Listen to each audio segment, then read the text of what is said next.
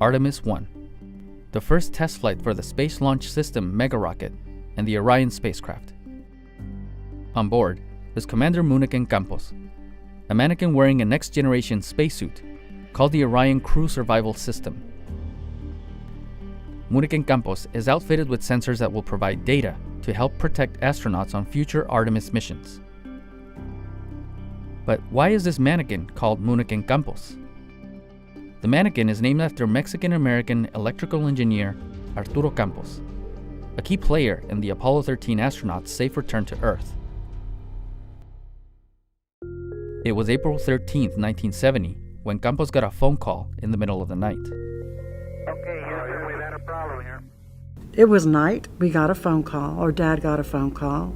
We heard our parents talking, so we went downstairs. Y preguntamos a mi mamá qué estaba pasando.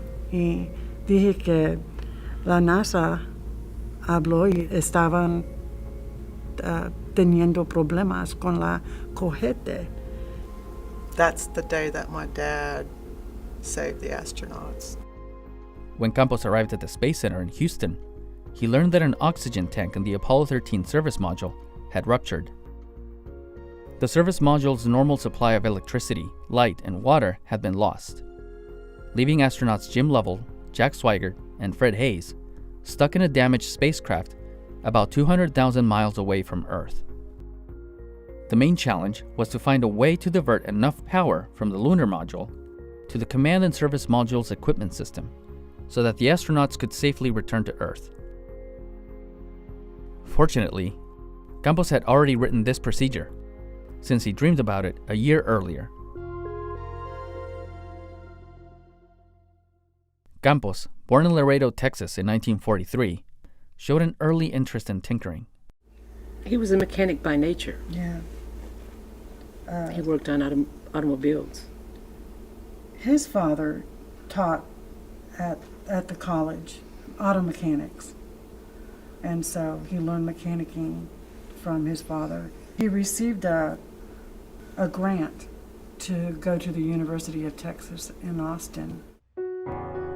Eventually, Campos graduated from the University of Texas in electrical engineering and began working for NASA in the early 1960s, becoming one of the people in charge of the electrical systems in the Apollo program. When the problem surfaced during the Apollo 13 mission, Campos immediately began reconstructing his plan to provide sufficient power to the command module. He came up with the solution to give the batteries enough power to get those astronauts back here. And so they used it, and thank God it got them back home.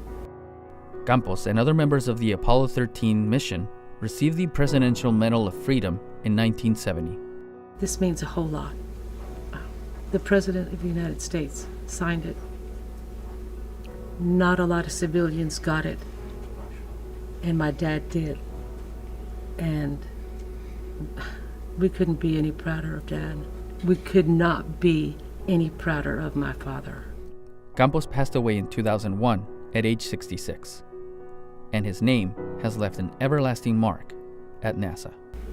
Very proud of my dad. Absolutely. Apollo 13 is his legacy. Estamos muy orgullosas.